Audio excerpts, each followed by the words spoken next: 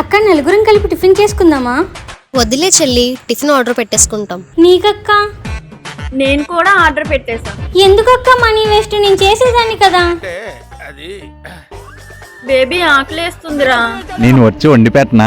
వద్దులే, ఆర్డర్ పెట్టు. సరే. రే, టిఫిన్ ఆర్డర్ చేయి. డబ్బులు టైట్గా ఉన్నాయి స్వాతి.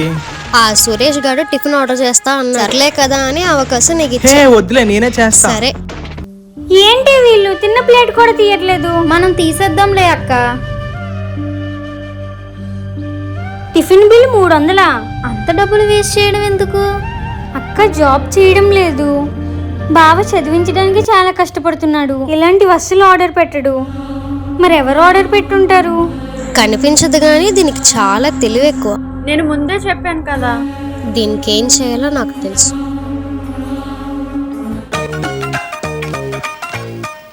ఈ బండి ఏంటి ఎన్నిసార్లు రిపేర్ చేసినా మళ్ళీ మళ్ళీ రిపేర్ వస్తుంది. కొత్త బండి కొనుక్కోవచ్చు కదా. ఏంటన్నావు? అదే కొత్త బండి తీసుకోవచ్చు కదా అంటున్నా. వద్దులే, రిపేర్సే బెటర్. త్వరగా చెయ్యి. చేస్తున్నా. అవునా? నిజమా?